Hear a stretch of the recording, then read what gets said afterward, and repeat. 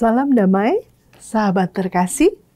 Bagaimana kabar Anda semua? Tentunya kami berharap Anda dalam keadaan yang sehat, penuh semangat, penuh sukacita, karena begitu besar kasih setia Allah kepada kita semua. Pada hari ini, saya, Laurencia Fani, yang didampingi oleh Romo Aloysius Susilowijoyo Projo, yang akrab disapa dengan Romo Joy, akan menemani Anda semua dalam membaca firman Tuhan dan juga akan mendengarkan inspirasi yang akan disampaikan oleh Romo dari bacaan-bacaan nanti. Pada edisi hari ini adalah Hari Raya Tubuh dan Darah Kristus. Sebelum mulai, kita akan doa pembuka ya Romo Joy. Silakan Romo. Sahabat Waseroadi Katolik dan juga Fani, mari kita buka renungan kita dengan doa. Dalam nama Bapa dan Putera dan Roh Kudus. Amin. Tuhan Yesus Kristus, dalam sakramen Ekaristi yang luhur ini, Engkau mewariskan kepada kami kenangan mulia akan wafat dan kebangkitan-Mu. Semoga kami selalu mengagungkan misteri kudus tubuh dan darah-Mu, sehingga pantas menikmati hasil penebusan-Mu. Sebab Dialah yang hidup dan berkuasa, bersama Dikau dalam persatuan Roh Kudus, Allah sepanjang segala masa. Amin. Dalam nama Bapa dan Putera dan Roh Kudus. Amin. Amin. Kita mulai dengan antifon pembuka. Umatku akan kuberi makan gandum yang terbaik, dan dengan madu dari gunung batu, aku akan mengenyangkannya. Bacaan pertama, Tuhan memberi engkau makan mana yang tidak kau kenal, dan juga tidak dikenal oleh nenek moyangmu. Bacaan dari Kitab Ulangan, bab 8, ayat 2-3, 14b sampai 16a. Di padang gurun seberang sungai Yordan, berkatalah Musa kepada umat Israel, "Ingatlah akan seluruh perjalanan yang kau lakukan atas kehendak Tuhan Allahmu di padang gurun selama 40 tahun itu. Maksud Tuhan ialah merendahkan hatimu dan mencobai engkau untuk mengetahui apa yang ada di dalam hatimu, yakni apakah engkau berpegang pada perintahnya atau tidak. Jadi Tuhan merendahkan hatimu, membiarkan engkau lapar, dan memberi engkau makan mana yang tidak kau kenal dan juga tidak dikenal oleh nenek moyangmu, untuk membuat engkau mengerti bahwa manusia hidup bukan dari roti saja, tetapi dari segala yang diucapkan Tuhan. Ingatlah selalu pada Tuhan Allahmu yang membawa engkau keluar dari tanah Mesir, dari rumah perbudakan. Dialah yang memimpin engkau melalui padang gurun yang luas dan dahsyat itu, dengan ular-ularnya yang ganas serta kalajengkingnya, dengan tanahnya yang gersang, yang tidak ada airnya. Dialah yang membuat air keluar bagimu dari gunung batu yang keras. Dialah yang di padang gurun memberi engkau makan mana yang tidak dikenal oleh nenek moyangmu. Demikianlah sabda Tuhan. Syukur kepada Allah. Mazmur tanggapan. Megahkanlah Tuhan, hai Yerusalem. Megahkanlah Tuhan, hai Yerusalem. Megahkanlah Tuhan, ya hai Yerusalem. Pujilah Allahmu, hai Sion. Sebab Ia meneguhkan palang pintu gerbangmu dan memberkati anak-anak yang ada padamu. Megahkanlah Tuhan, hai Yerusalem. Ia memberikan kesejahteraan kepada daerahmu dan mengenyangkan engkau dengan gandum yang terbaik. Ia menyampaikan perintahnya ke bumi, dengan segera firman-Nya berlari. Megahkanlah Tuhan, hai Yerusalem. Ia memberitakan firman-Nya kepada Yakub, ketetapan dan hukum-hukumnya kepada Israel. Ia tidak berbuat demikian kepada segala bangsa, dan hukum-hukumnya tidak mereka kenal. Megahkanlah Tuhan, hai Yerusalem. Bacaan kedua. Karena roti itu hanya satu, maka kita ini, sekalipun banyak, merupakan satu tubuh. Bacaan dari surat pertama Rasul Paulus kepada jemaat di Korintus, bab 10, ayat 16 sampai 17. Saudara-saudaraku terkasih, bukanlah piala syukur yang kita syukuri merupakan persekutuan dengan darah Kristus? Bukankah roti yang kita bagi-bagi merupakan persekutuan dengan tubuh Kristus? Karena roti itu hanya satu, maka kita ini, sekalipun banyak, merupakan satu tubuh. Karena kita semua mendapat bagian dalam roti yang satu. Demikianlah sabda Tuhan. Syukur kepada Allah. Haleluya, haleluya. Haleluya, haleluya. Akulah roti hidup yang telah turun dari sorga, sabda Tuhan. Jikalau seorang makan dari roti ini, ia akan hidup selama-lamanya. Haleluya, haleluya. Tuhan bersamamu Dan bersama rohmu. Inilah Injil suci menurut Yohanes. Dimuliakanlah Tuhan. Sekali peristiwa Yesus berkata kepada orang banyak, Akulah roti kehidupan yang telah turun dari sorga. Jika seorang makan dari roti ini, ia akan hidup selama-lamanya. Dan roti yang aku berikan itu ialah dagingku, yang akan aku berikan untuk hidup dunia. Orang-orang Yahudi pun saling bertengkar dan berkata, bagaimana dia dapat memberikan dagingnya kepada kita untuk dimakan?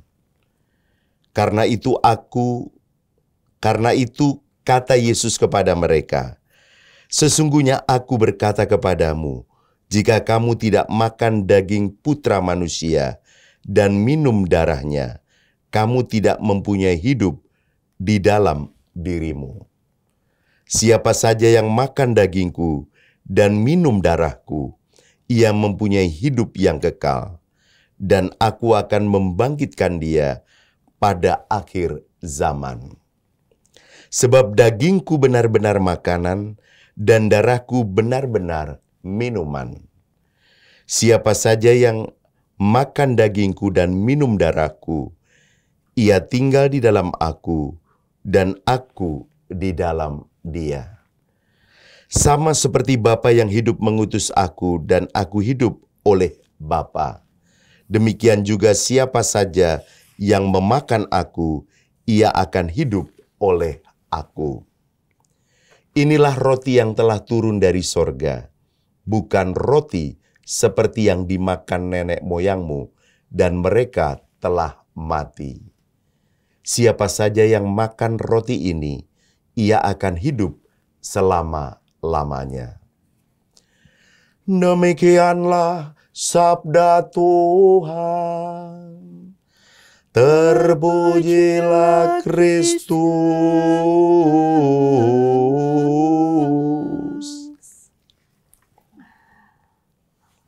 Sahabat Oase Rohani Katolik yang dikasihi Tuhan, demikian kita sudah mendengar firman Tuhan. Baiklah, sekarang kita akan menggali, ya Romo, insight-insight apa yang bisa kami peroleh, Romo. Kita mulai dari bacaan yang pertama ya Romo ya. Ya, bacaan dari kitab Ulangan itu sejarah bahwa umat Israel mengalami banyak pencobaan ya di padang gurun selama 40 tahun itu Romo. Ya. Bukan waktu yang sedikit ya Mo. Iya. Saya pernah diberi kesempatan oleh Tuhan untuk mengunjungi Holy Land atau Tanah Suci atau Israel. Pada waktu itu sepengetahuan saya, sebenarnya jarak dari Mesir ke Israel itu kalau naik bus mungkin sekitar Jakarta-Jogja. Tapi kenapa 40 tahun ya berjalan ya? Itu berarti memang belum ada jalan seperti yang sekarang tentu. Dan padang gurun itu kan ya isinya hanya padang gurun pasir.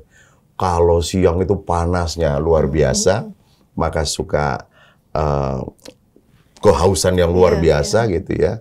Jangan bayangkan di situ ada misalnya warung Padang atau warung kopi gitu ya. Pada zaman dulu gitu ya. Lalu kalau malam itu dinginnya pasti dingin luar biasa dengan angin tanpa pohon-pohon yang besar. Dan itu kan rombongan ya, bangsa Israel dipimpin oleh Nabi Musa. Nah, mungkin diputar-putar oleh Tuhan. Karena memang beragamlah orang yang ada di rombongan itu dan beragam pula sikapnya kepada Tuhan. Karena kita tahu kalau kita nonton film The Ten Commandments atau Moses gitu ya, itu kan memang akhirnya ada perdebatan di antara mereka, ada perdebatan mereka dengan Nabi Musa, dan intinya adalah Musa ingin mengajak bangsa Israel tetap setia, dituntun oleh Tuhan menuju tanah terjanji. Dan menurut bacaan kitab Ulangan ini kan memang benar. Mereka lapar diberi mana, ya. Mereka haus tidak ada air, Musa dipakai sebagai alatnya untuk menghadirkan air. Mata air. Lalu ada kalajengking dan ular, Musa juga dipakai sebagai alatnya untuk membuat tiang ular kita kenal itu. Lalu akhirnya siapa saja yang memandang tiang ular itu akan sembuh apapun penyakitnya. Ini mengingatkan kita bahwa kita sekarang punya, kalau dalam perjanjian baru itu, tiang salib. Yang kalau memandang tiang salib Yesus, ya harusnya harus mengimani apapun pula sakitnya akan sembuh. Terutama dia akan membawa kita kepada keselamatan dan penebusan.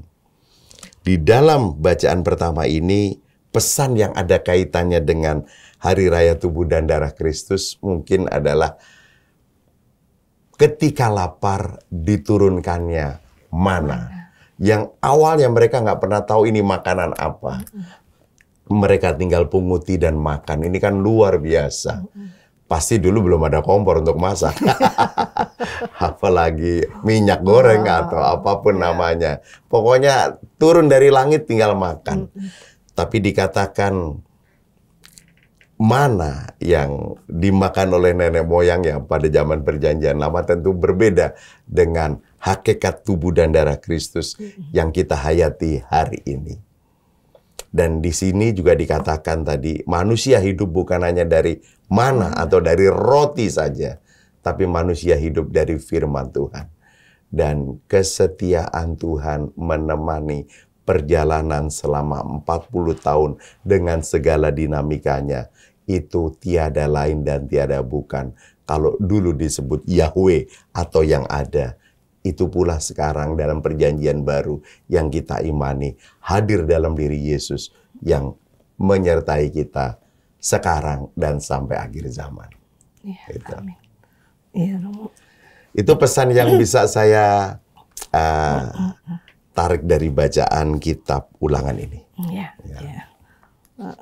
Jadi kalau Romo ukur dan jarak bahwa dari mana Romo? Mesir ke menuju tanah terjanji itu kalau sekarang kan Israel gitu ya. Itu cuman kalau sekarang naik mobil cuman 6 jam, 7 jam ya Romo? Ya, dari kira-kira Jakarta ke ya. Kalau lancar itu ya. Gitu lancar.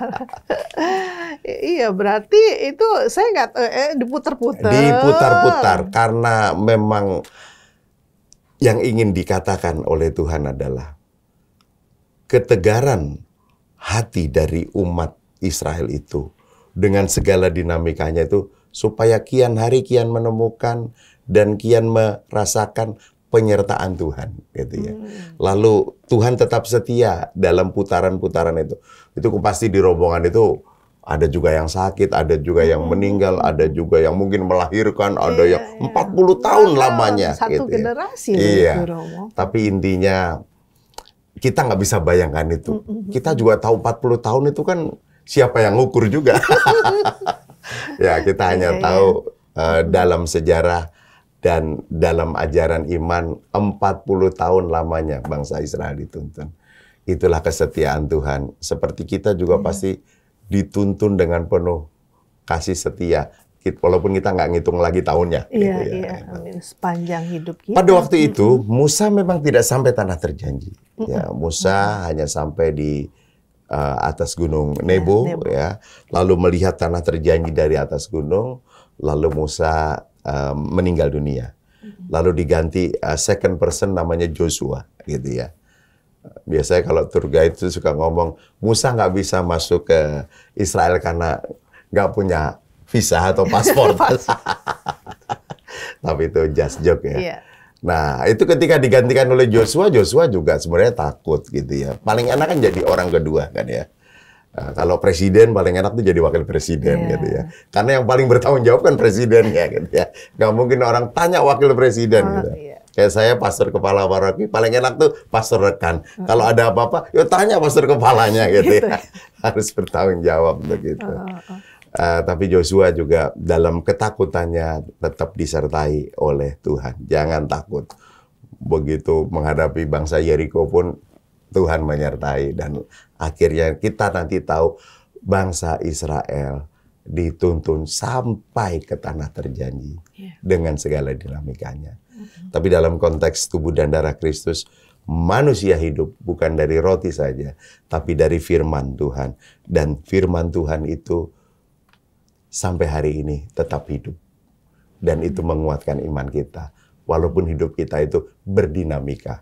Sehat, sakit, untung, malang, berhasil, gagal, ragu-ragu, khawatir, takut, gelisah. Tapi tetap Allah yang setia menemani kita. Menemani kita. Ya Romo. Amin. Ya. Merasakan itu semua ya Romo kita ya. Terus kita lanjut ya Romo ya.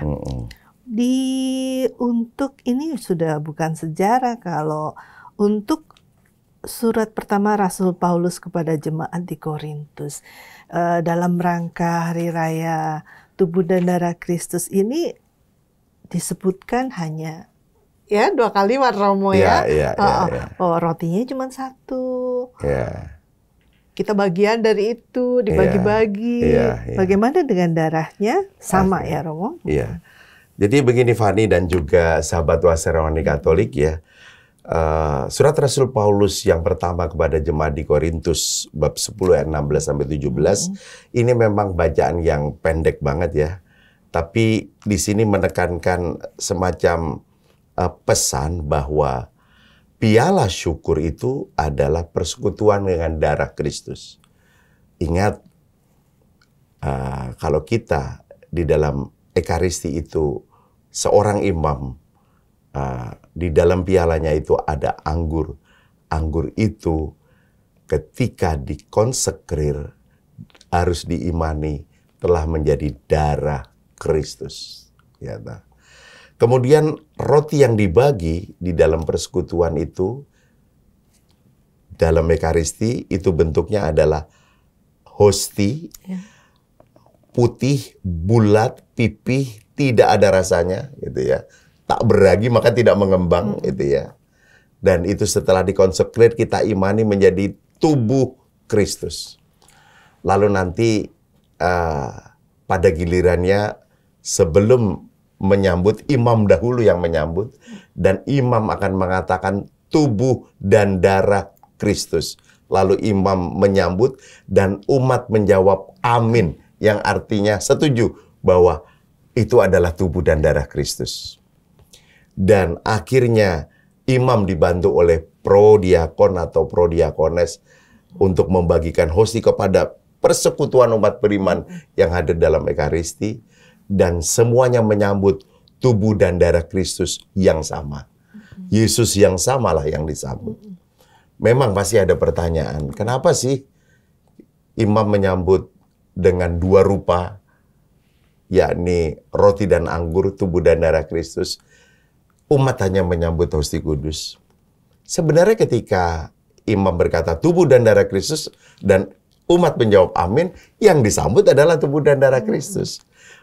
Memang ketika dari sisi praktis yang disambut hanya hosti kecil, putih, tak beragi, itu karena hal praktis. Coba bayangkan harus menyediakan berapa anggur setiap minggu, apalagi ada misa harian, kalau umat yang hadir begitu banyak.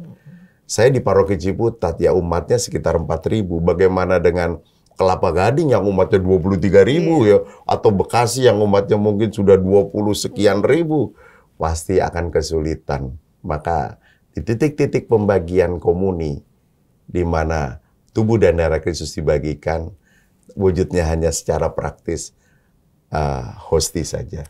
Tapi itu harus diimani, kita menyambut tubuh dan darah Kristus. Iya. Kecuali untuk misa-misa tertentu yang umatnya nggak banyak ya Romo ya, bisa menyambut baik dalam anggur, dua rupa. Dua rupa. Itu bisa dalam komunitas kecil, misalnya di komunitas biara, susteran, frateran, bruderan, atau dalam konteks rekoleksi kecil dan sebagainya. Itu pasti nanti bisa dikomunikasikan dengan imam yang akan memimpin perayaan Ekaristi. Ya. Tapi intinya adalah bahwa kita menyambut Yesus yang sama, dan kita imani roti dan anggur itu menjadi tubuh dan darah Kristus, santapan rohani, santapan iman, santapan jiwa kita. Kalau kita butuh makan 3 kali sehari, itu adalah santapan jasmani. Ya. Untuk menjadi energi, bertenaga, melakukan aneka aktivitas. Tapi ingat, rohani kita juga butuh santapan. Tiada lain, kita imani tubuh dan darah Kristus, dan itu bisa kita dapatkan di dalam perayaan Ekaristi. Tidak, kalau kita mau kuat, kita harus rajin ya Romo ya, mengikuti perayaan Ekaristi dengan menyambut tubuh dan darah Kristus itu sendiri. Nah, terus Romo, banyak lagi pertanyaannya ya.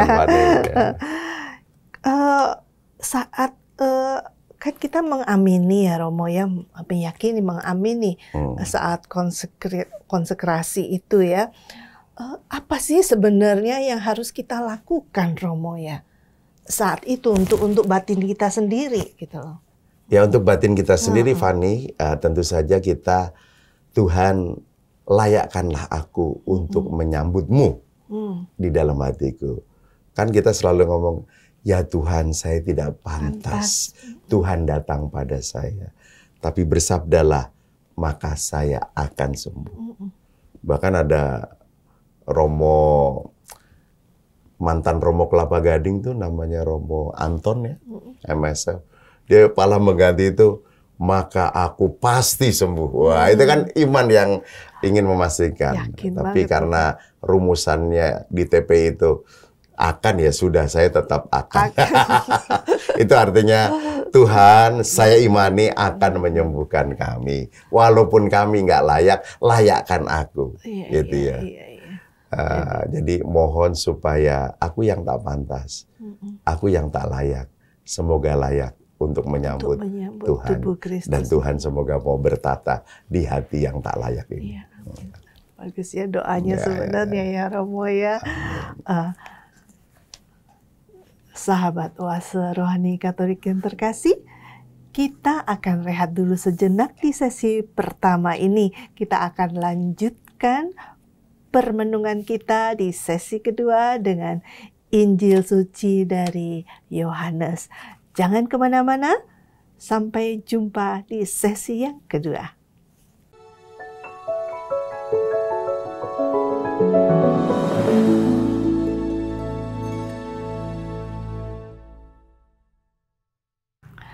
Jumpa lagi di sesi kedua Oase Rohani Katolik, masih bersama kami Romo Joy dan saya Laurencia Fani. Kita akan lanjutkan permenungan untuk bacaan Injil suci menurut Yohanes.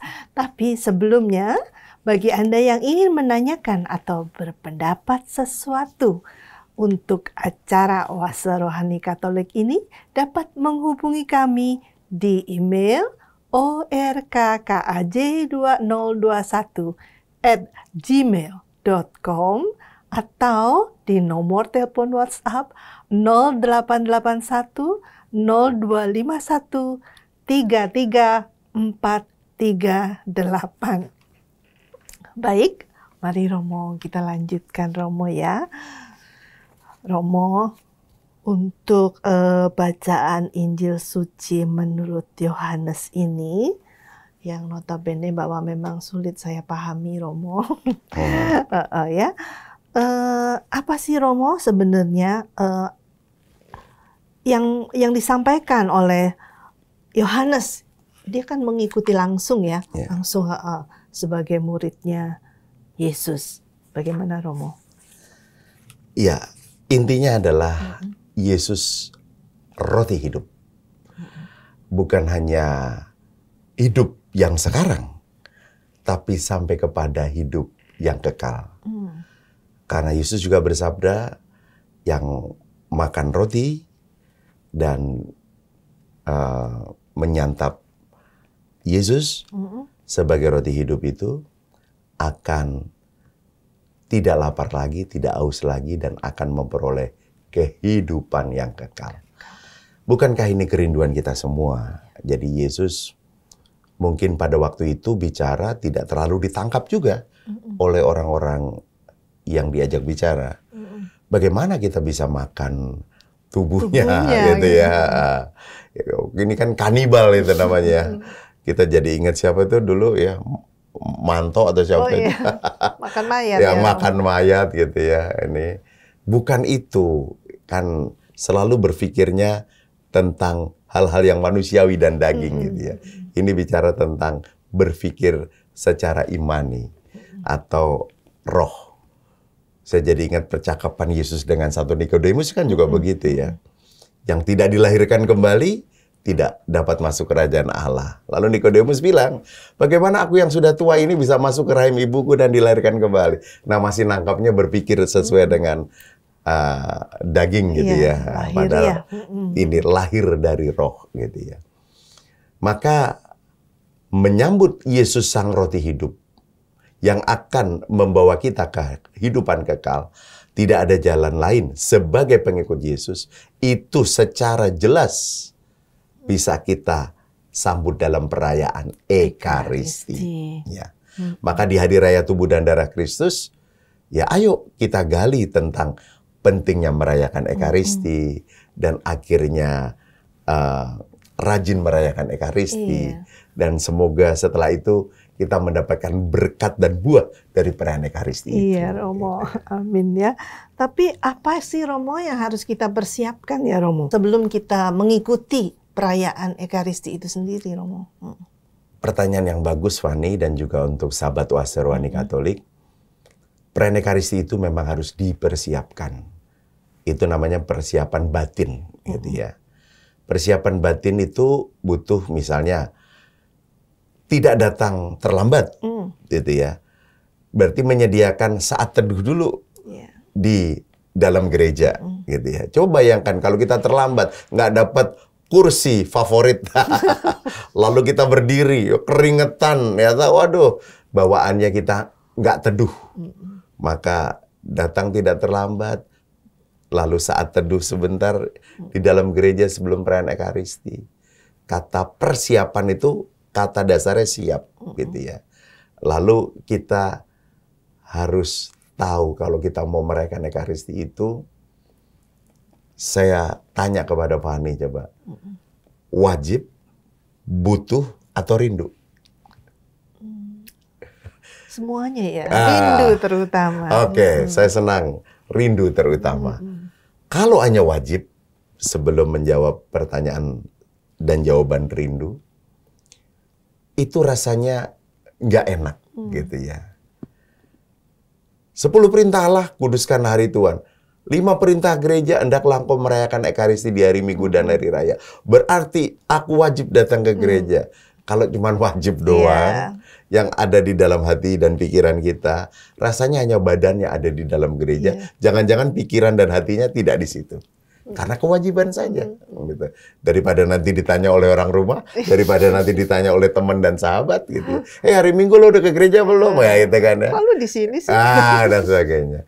One step ahead atau satu langkah lebih baik dari wajib adalah butuh, gitu ya. Kalau ditelepon temannya, besok hari Minggu kita misa jam 8 ya. Aku jemput. Oke, gitu ya. Terus minggu depannya juga ditawarin lagi. Aku jemput lagi. Aduh, gue minggu ini lagi nggak butuh ke gereja. Gitu ya. Jadi kemarin butuh, sekarang moodnya lagi nggak butuh. Gitu ya. Nah, kalau lagi butuh, memang kita merayakan Ekaristi, memang mungkin bisa kusuk karena lagi butuh. Sampai mohon-mohon lah akan kebutuhannya. Tapi ada saat di mana dia moodnya lagi nggak butuh, lalu akhirnya dia tidak ke gereja. Gitu ya.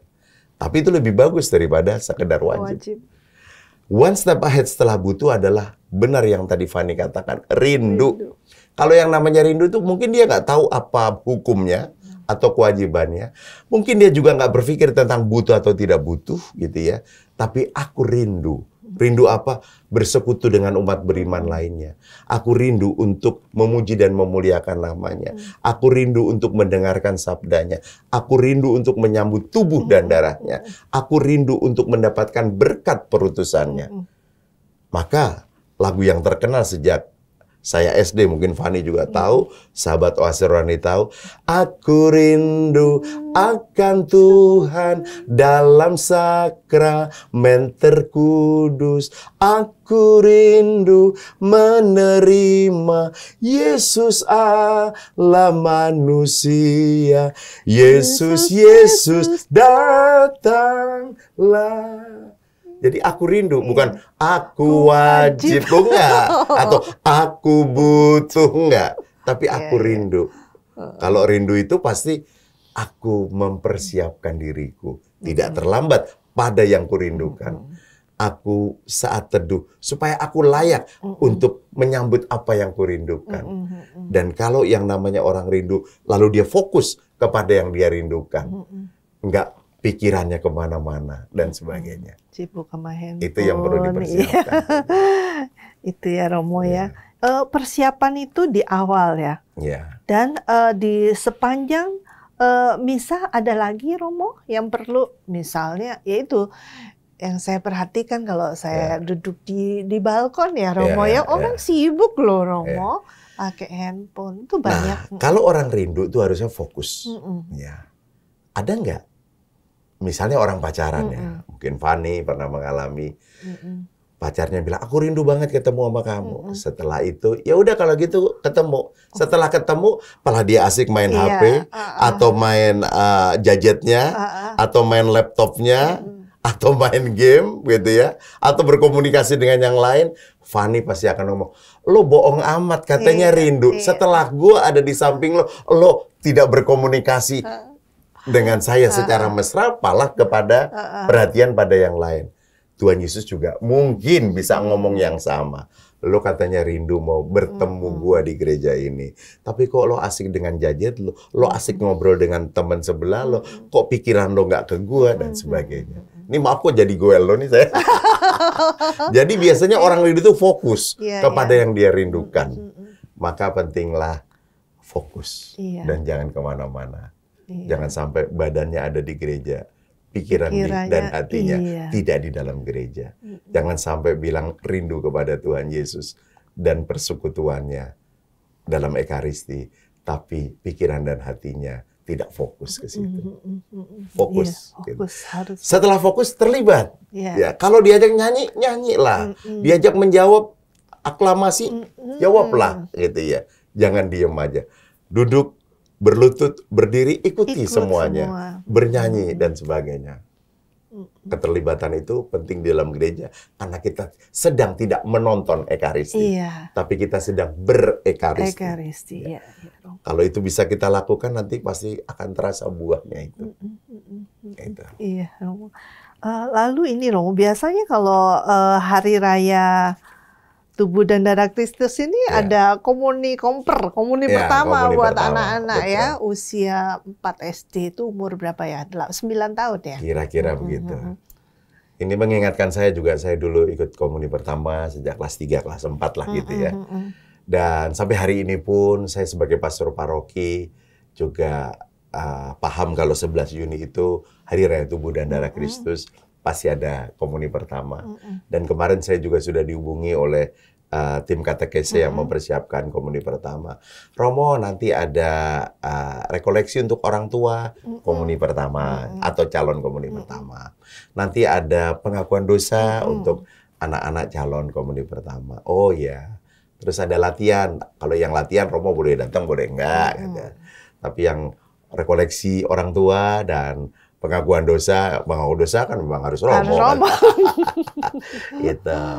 Jadi ada 3 hal tuh, termasuk latihannya gitu ya. Oke, tetap saya catat. Jadi kata kuncinya adalah bukan hanya anak-anak yang dipersiapkan, tapi orang tuanya. Karena anak-anak SD itu sangat tergantung orang tua. Contoh, dia belum bisa ke gereja sendiri. Harus diantar oleh orang tuanya. Maka perlu orang tua juga menyediakan waktu di hari Minggu merayakan Ekaristi, mengajak anaknya, gitu ya. Jangan sampai nanti anaknya yang merengek-rengek, ayo mama papa kita ke gereja, tapi orang tualah yang mengajak atau setidaknya mengingatkan anak jika lo lupa. Lalu anak yang mendengarkan pengajaran dari guru-guru yang mempersiapkan atau para katekis harusnya juga mulai paham apa artinya merayakan Ekaristi. Apa itu menyambut hosti yang bukan hanya sekedar roti dan anggur, tapi tubuh dan darah Kristus. Apa maknanya untuk hidup beriman kita? Jadi orang tua paham, anak paham, lalu orang tua dan anak bekerja sama untuk fokus mencintai dan rajin merayakan Ekaristi. Gitu. Biasanya apa sih Romo yang disampaikan untuk anak-anak ini ya saat mereka menerima pertama kali? Aduh seneng banget pakai crown. Tentu saja harus dikatakan begini. Ini saya biasanya pakai bahasa sederhana aja. Apa bedanya pestanya Tuhan sama pestanya mama papa? Ya. Kalau pestanya mama papa diajak makan bersama di rumah atau makan bersama di restoran oleh mama papa, itu namanya pestanya mama papa. Kalau di gereja itu namanya pestanya Tuhan dalam perayaan Ekaristi. Bedanya adalah kalau pestanya mama papa itu makan minumnya banyak, doanya sedikit. Betul nggak? Iya. Pokoknya kenyang-kenyang deh itu ya. Tapi doanya paling doa pembuka dan penutup. Tapi kalau pestanya Tuhan itu doa-doanya banyak, ya, makannya sedikit karena hanya hosti kecil yang tidak mengenyangkan. Tapi yang tidak mengenyangkan secara fisik itulah disebut santapan rohani. Santapan yang menguatkan iman adik-adik atau mama papa adik-adik semua. Jadi inilah yang perlu disampaikan dan pasti gampang nangkepnya. Iya, memang doanya banyak. Karena liturgi Ekaristi kan cukup panjang ya, lebih kurang 1 jam. Sementara yang disantap itu tidak mengenyangkan. Tapi secara rohani ini menguatkan iman. Itu yang perlu disampaikan kepada anak dan akhirnya anak diajak rajin merayakan Ekaristi. Kalau ngomong tentang tubuh dan darah Kristus, saya punya pantun nih. Ya Romo, ditunggu-tunggu nih. Jalan santai di Taman Kaktus. Mampir ke warung beli minuman. Sambutlah tubuh dan darah Kristus. Santapan rohani penguat iman. Cakep. Cakep. Amin, bagus banget Romo. Nah Romo, anak-anak tadi itu ya Romo, sebelum menerima pada hari hanya komper, itu dipersiapkan berapa bulan ya Romo yang harus mengikuti Ekaristi dan mencatat resume dan meminta tanda tangan gitu. Kita sebenarnya nggak boleh kalah ya. Ya tentu ini adalah bagian supaya gurunya atau katekisnya itu meyakinkan diri bahwa anak-anak itu mulai dibawa ke gereja atau diperkenalkan merayakan Ekaristi oleh orang tuanya. Nah, sebagai tanda bukti harus ada tanda tangan pastor dan mencatat homili singkatnya apa. Misalnya kalau di tempat saya Paroki Ciputat, Romo Susilo, khotbah singkatnya isi dari khotbahnya ini pada hari Minggu pukul sekian. Atau Romo Patrick, ya misalnya khotbah singkatnya ini dan pada hari Minggu pukul sekian gitu. Saya kira itu penting untuk membiasakan diri rajin ke gereja dan membiasakan diri fokus kepada homili Romo gitu ya. Gitu. Jangan-jangan orang tuanya juga nggak fokus. Lalu anaknya belajar fokus. Belajar dari itu ya, berkegiatan seperti itu. Jadi memang di bulan-bulan kemarin dan bulan-bulan ini itu terasa saya diantri anak-anak tuh tanda tangan. Masuk ke pasca Ekaristi. Seru ya Romo. Banyak di paroki Romo. Kebetulan paroki saya memang untuk jumlah umatnya sendiri cuma 4.300, maka yang komuni juga tidak terlalu banyak. Gitu. Saya ini baru 7,5 bulan berada di paroki ini, tapi saya mengalami komuni pertama di bagian awal tempo hari itu kira-kira ya sekitar 30-an gitu. Pasti nggak jauh dari itu untuk tahun ini. Yang penting dipersiapkan. Lalu mengajak anak untuk fokus dan rajin merayakan Ekaristi. Jadi berkat buat mereka. Iya Romo. Saya ada pantun lagi nih tentang Ekaristi nih. Ayo Romo. Ini bukan hanya untuk adik-adik yang kan komuni pertama, tapi juga untuk kita semua. Itu ya. Jalan-jalan ke kota Pati. Beli nasi gandul di pasar kota. Rajinlah merayakan Ekaristi dengan hati penuh sukacita. Cakep. Jadi harus sukacita nih merayakan Ekaristi. Orang rindu ya begitu ya. Kalau rindu, fokus dan sukacita. Demikianlah sahabat Oase Rohani Katolik yang dikasihi Tuhan, kita sudah di penghujung acara ini. Kita akan tutup ya Romo ya dengan doa dan berkat dari Romo Joy. Silakan Romo. Marilah kita berdoa dalam nama Bapa dan Putra dan Roh Kudus. Amin. Allah Bapa yang penuh kasih, kami mengucap syukur dan terima kasih. Sebagaimana Allah Bapa telah menuntun bangsa Israel menuju tanah terjanji.